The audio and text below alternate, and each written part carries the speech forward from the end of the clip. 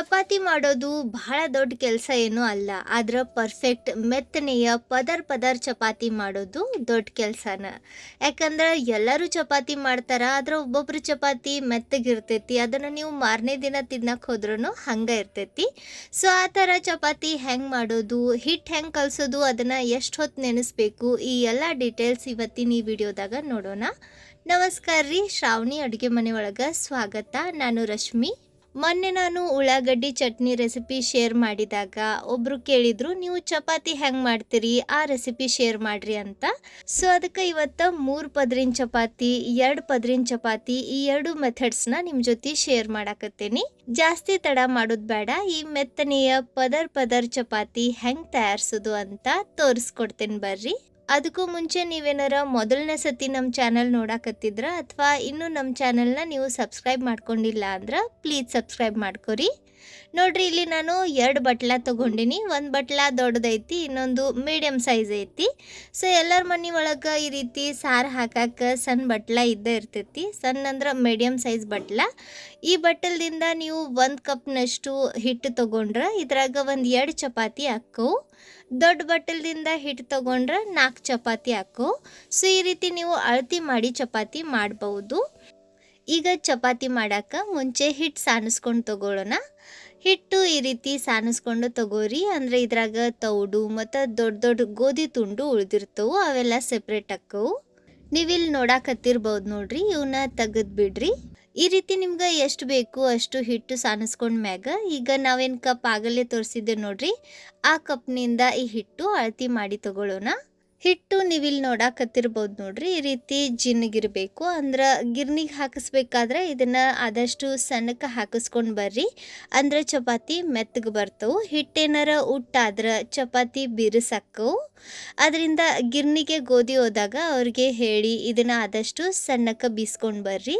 ಈಗ ಹಿಟ್ಟು ಕಲಿಸ್ಕೊಂಡು ತಗೊಳ್ಳೋಣ. ಹಿಟ್ಟು ಕಲ್ಸಕ್ಕೆ ನೋಡ್ರಿ, ಈ ರೀತಿ ಒಂದು ಸ್ವಲ್ಪ ಸಣ್ಣ ಬುಟ್ಟಿನ ತಗೋರಿ. ಅಂದ್ರೆ ಹಿಟ್ಟು ಜಲ್ದಿ ಬೈಂಡ್ ಆಕತಿ. ನಾನಿಲ್ಲೇ 3 ಕಪ್ ಹಿಟ್ಟು ತೊಗೊಳಕತ್ತೀನಿ. 1 ಕಪ್ನಾಗ 2 ಚಪಾತಿ, ಅಂದರೆ ಇಲ್ಲಿ ನಾನು 6 ಚಪಾತಿ ಅಷ್ಟು ಹಿಟ್ಟು ಕಲಿಸ್ಕೊಂಡು ತೊಗೊಳಕತ್ತೀನಿ. ಲಾಸ್ಟಿಗೆ ಒಂದು ಅರ್ಧ ಕಪ್ನಷ್ಟು ಹಿಟ್ಟು ಹೆಚ್ಚಿಗೆ ಹಾಕಾಕತ್ತೀನಿ. ಯಾಕಂದ್ರೆ ಚಪಾತಿ ಕಡಿಮೆ ಬೀಳಬಾರ್ದು, ಹೆಚ್ಚಿಗೆ ಆದರೂ ನಡಿತೈತಿ. ನೋಡ್ರಿ, ಈ ರೀತಿ ಹಿಟ್ಟು ತೊಗೊಂಡ್ಮ್ಯಾಗ ಈಗ ಇದ್ರಾಗ ರುಚಿಗೆ ತಕ್ಕಷ್ಟು ಉಪ್ಪು ಹಾಕ್ರಿ. ಉಪ್ಪು ಆಪ್ಷನಲ್ ಐತಿ, ಕೆಲವರು ಉಪ್ಪು ಹಾಕಂಗಿಲ್ಲ. ಆದ್ರೆ ಉಪ್ಪು ಹಾಕೋದ್ರಿಂದ ಚಪಾತಿ ಅನ್ನೋದು ನೋಡ್ರಿ ಬಾಯಾಗ ರುಚಿ ಅನ್ನಿಸ್ತವು, ಸಪ್ ಅನ್ಸಂಗಿಲ್ಲ.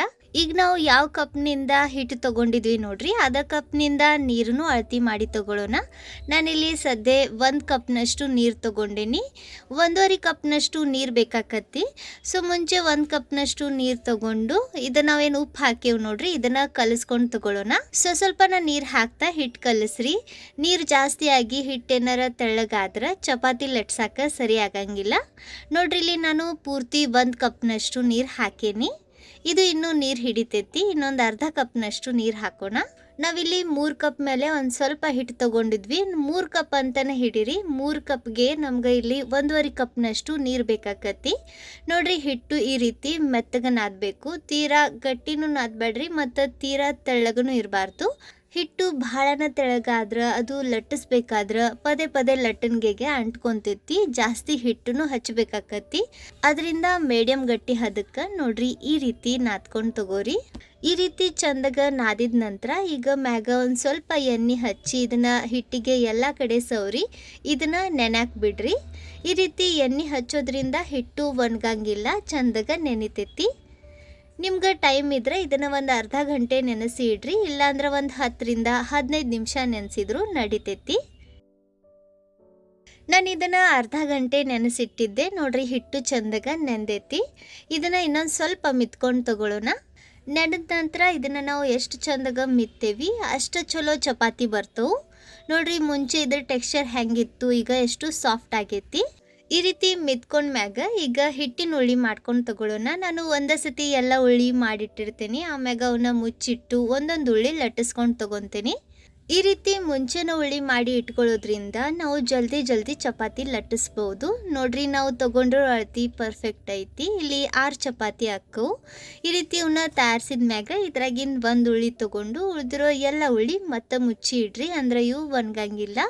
ಚಪಾತಿ ಲಟ್ಸೋಕ್ಕಿಂತ ಮುಂಚೆ ತೆವಿ ಬಿಸಿ ಮಾಡಕ್ಕೆ ಇಡಬೇಕು. ನಾನು ಇಲ್ಲಿ ಈ ಕೆಬ್ನದ ತೆವಿ ತೊಗೊಂಡೇನಿ. ಇದ್ರಾಗ ಭಾಳ ಥರ ಬರ್ತವೆ. ನನ್ನ ಕಡೆ ಈ ಥರದ ಕೆಬ್ನದ ತೆವಿ ಐತಿ.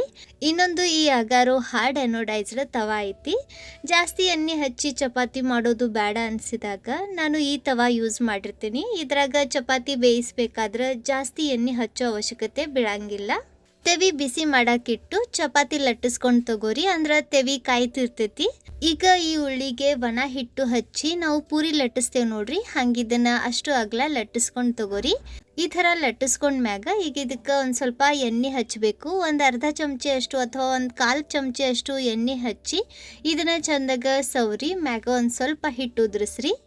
ಈ ರೀತಿ ಮಾಡೋದ್ರಿಂದ ಪದರ ಏನದವು ನೋಡ್ರಿ ಬಹಳ ಈಸಿಯಾಗಿ ಸೆಪ್ರೇಟ್ ಆಕ್ಕವು. ಚಪಾತಿ ಪದರ ಪದರ ಆಗಿ ಬರ್ತೈತಿ.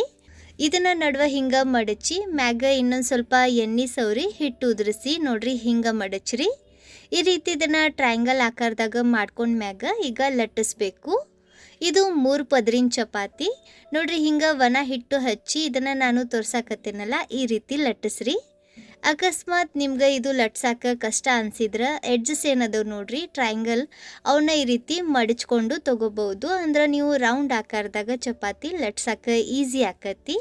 ನನ್ಗೆ ರೂಢಿ ಆಗೈತಿ, ಅದರಿಂದ ನಾನು ಈ ರೀತಿ ಇದನ್ನ ಟ್ರಯಾಂಗಲ್ ಶೇಪ್ನಾಗನ ಇಟ್ಟು ರೌಂಡ್ ಆಕಾರದಾಗ ಲಟ್ಟಿಸ್ಬೋದು.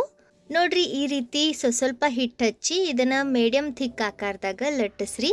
ಒಂದು ಕಡೆ ದಪ್ಪ ಒಂದು ಕಡೆ ತೆಳ್ಳಗ ಈ ರೀತಿ ಮಾಡಬೇಡ್ರಿ. ಎಡ್ಜಸ್ನ ಆದಷ್ಟು ತೆಳ್ಳಗ ಲಟ್ಟಿಸ್ರಿ, ದಪ್ಪ ಬಿಡಬೇಡ್ರಿ. ಎಡ್ಜಸ್ನ ಆದಷ್ಟು ತೆಳ್ಳಗ ಲಟ್ಟಿಸ್ಬೇಕು, ದಪ್ಪ ಇಡಬಾರ್ದು. ನೋಡ್ರಿ ಇದು ರೆಡಿ ಐತಿ. ಈ ರೀತಿ ಚಪಾತಿ ಲಟ್ಸಿದ ತಕ್ಷಣ ಇದನ್ನ ಬೇಯಿಸ್ಬೇಕು, ಅಂದ್ರೆ ಚಪಾತಿ ಚಲೋ ಬರ್ತವು.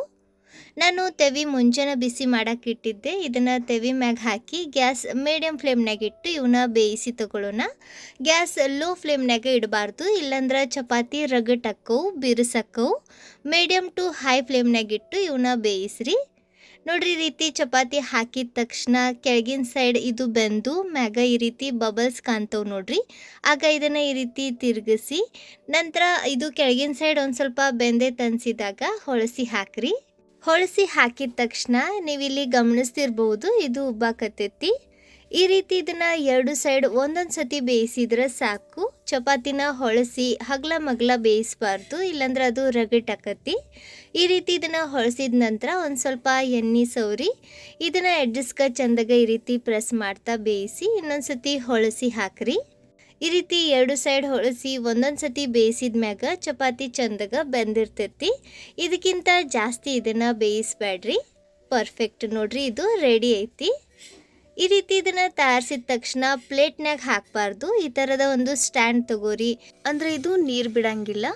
ಈಗ 2 ಪದರಿನ ಚಪಾತಿ ಮಾಡಾಕ ಅದ ಉಳ್ಳಿ ಒಳಗೆ 2 ಭಾಗ ಮಾಡಿ ಇವನ್ನ ಈ ರೀತಿ ರೌಂಡ್ ಆಕಾರ ಕೊಟ್ಟು ಒಂದು ಸ್ವಲ್ಪ ಒಣ ಹಿಟ್ಟು ಮತ್ತು ಎಣ್ಣೆ ಹಚ್ಚಿ ನೋಡ್ರಿ ಹಿಂಗೆ ಚಂದಾಗ ಸವರಿ 2 ಉಳ್ಳಿನ ಒಂದ್ರ ಮ್ಯಾಗ ಒಂದಿಡ್ರಿ. ಈ ರೀತಿ ನೀವು 2 ಪದರಿನ ಚಪಾತಿ ಮಾಡ್ಬೋದು. ಹಿಂಗೆ ಇವನ್ನ ಚಂದಾಗ ಸೆಟ್ ಮಾಡಿಕೊಂಡು ಈಗ ಒಣ ಹಿಟ್ಟು ಹಚ್ಚಿ ಲಟ್ಟಿಸ್ರಿ. ನೀವು ಬೇಕಂದ್ರೆ ಒಂದು ಸ್ವಲ್ಪ ಜಾಸ್ತಿ ಹಿಟ್ಟು ತಗೊಂಡು ಅದ್ರಾಗ 2 ಭಾಗ ಮಾಡಿ ಈ ಚಪಾತಿ ತಯಾರಿಸ್ಬೋದು. ಯಾಕಂದ್ರೆ ಲಟ್ಟಿಸ್ಬೇಕಾದ್ರೆ ಇವು ಬಹಳನ ತೆಳ್ಳಗಾಕವು. ಸೊ ನೀವು ಒಂದು ದೊಡ್ಡ ಉಳ್ಳಿ ಒಳಗೆ 2 ಸಣ್ಣ ಸಣ್ಣ ಭಾಗ ಮಾಡೋ ಬದಲಿ 2 ದೊಡ್ಡ ಉಳ್ಳಿನ ತಗೊಂಡು ಇದನ್ನ ಲಟ್ಟಿಸ್ಬೋದು. ಈ ಥರ ಲಟ್ಸಿದ ಮ್ಯಾಗ ಈಗ ಇದನ್ನು ನಾನು ಈ ಅಗಾರೋ ಹಾರ್ಡ್ ಎನೋಡೈಸ್ಡ್ ತವಾ ಒಳಗೆ ಬೇಯಿಸಿ ತೋರಿಸ್ತೀನಿ. ಇದ್ರಾಗ ಜಾಸ್ತಿ ಎಣ್ಣೆ ಹಚ್ಚೋ ಅವಶ್ಯಕತೆ ಬೀಳಂಗಿಲ್ಲ. ಆದ್ರೆ ಚಪಾತಿಗೆ ಎಣ್ಣೆ ಹಚ್ಚಿದ್ರನ ಚಪಾತಿ ರುಚಿ ಅನ್ನಿಸ್ತವು. ಚಪಾತಿ ತೆವಿ ಮ್ಯಾಗ ಹಾಕಿದ ತಕ್ಷಣ ಈ ರೀತಿ ಒಂದು ಸ್ವಲ್ಪ ಹೊಳಸಿ ಕೆಳಗಿನ ಸೈಡ್ ಚಂದಾಗ ಬೇಯಿಸಿದ ಮ್ಯಾಗ ಇದನ್ನು ಹೊಳಸ್ರಿ. ಮ್ಯಾಗಿನ ಸೈಡ್ ಒಂದು ಸ್ವಲ್ಪ ಎಣ್ಣೆ ಹಚ್ಚ್ರಿ, ಅಥವಾ ನೀವು ಎಣ್ಣೆ ಹಚ್ಚಲಿಲ್ಲ ಅಂದರೂ ನಡಿತೈತಿ. ನಮ್ಮ ಕಡೆ ಉತ್ತರ ಕರ್ನಾಟಕ ಸೈಡ್ ದೊಡ್ಡ ದೊಡ್ಡ ಫಂಕ್ಷನ್ ಇದ್ದಾಗ ಈ ರೀತಿ 2 ಪದರಿನ ಚಪಾತಿನ ಮಾಡ್ತಾರೆ. ಅಂದ್ರೆ ನೀವು ಒಂದೇ ಸತಿ 2 ಚಪಾತಿ ತಯಾರಿಸ್ಬೋದು. ಎಲ್ಲರ ಬುತ್ತಿ ಕಟ್ಕೊಂಡು ಹೋಗ್ಬೇಕಾದ್ರೆ ಅಥವಾ ಫಂಕ್ಷನ್ ಇದ್ದಾಗ ಈ ಥರದ ಚಪಾತಿ ಮಾಡೋದು ಬಹಳ ಅನುಕೂಲ ಆಕತಿ. ಯಾಕಂದ್ರೆ ನೀವು ಒಂದು ಸತಿ ಲಟ್ಸಿದ್ರೆ 2 ಚಪಾತಿ ರೆಡಿ ಆಕ್ಕೋ. ಇದನ್ನು ಬಿಸಿ ಇದ್ದಾಗನ ನೋಡ್ರಿ ಈ ರೀತಿ ಬಿಡಿಸ್ಬೇಕು. ಆರಿದ ನಂತರ ಇದು ಅಷ್ಟು ಜಲ್ದಿ ಸೆಪ್ರೇಟ್ ಆಗಂಗಿಲ್ಲ. ನೋಡ್ರಿ ಬಿಸಿ ಇದ್ದಾಗ ಇದ್ರಾಗ ಉಗಿ ಇರ್ತೈತಲ್ಲ, ಅದರಿಂದ ಇದು ಬಹಳ ಜಲ್ದಿ ಈ ರೀತಿ ಸೆಪ್ರೇಟ್ ಆಕತಿ.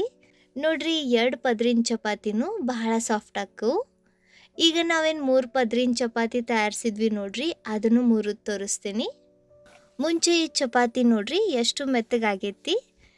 ಇದು ಇದೇ ರೀತಿ ಅಗದಿ ನೀವು ಮರ್ದಿನ ತಿಂದ್ರೂ ಮೆತ್ತಗನೆ ಇರ್ತೈತಿ. ಇದನ್ನ ಮುರಿದು ತೋರಿಸ್ತೇನೆ ನೋಡ್ರಿ. ಒಳಗಿನ ಸೈಡ್ ಎಲ್ಲ ಪದರ್ ಎಷ್ಟು ಚಂದ ಸೆಪ್ರೇಟ್ ಆಗಿರ್ತವೆ. ನೀವಿಲ್ಲಿ ನೋಡಕತ್ತಿರ್ಬೋದು ನೋಡ್ರಿ. ಸೊ ನಾನು ಇಲ್ಲಿ 2 ಪದರಿನ ಚಪಾತಿ 3 ಪದರಿನ ಚಪಾತಿ 2 ಮೆಥಡ್ ನಿಮ್ಗೆ ತಿಳಿಸೇನಿ. ನಿಮ್ಗೆ ಯಾವುದು ಈಸಿ ಅನ್ನಿಸ್ತು ಕಮೆಂಟ್ನಾಗ ತಿಳಿಸ್ರಿ. ವಿಡಿಯೋ ಚಲೋ ಅನ್ಸಿದ್ರೆ ಸ್ವಲ್ಪರ ಯೂಸ್ಫುಲ್ ಅಂತ ಅನ್ಸಿದ್ರೆ ಲೈಕ್ ಮಾಡಿರಿ. ನಿಮ್ಮ ಫ್ರೆಂಡ್ಸ್ ಹಂಗೆ ಫ್ಯಾಮ್ಲಿ ಸರ್ಕಲ್ ಜೊತೆ ವಿಡಿಯೋನ ಶೇರ್ ಮಾಡಿ ಪ್ರೋತ್ಸಾಹಿಸಿ.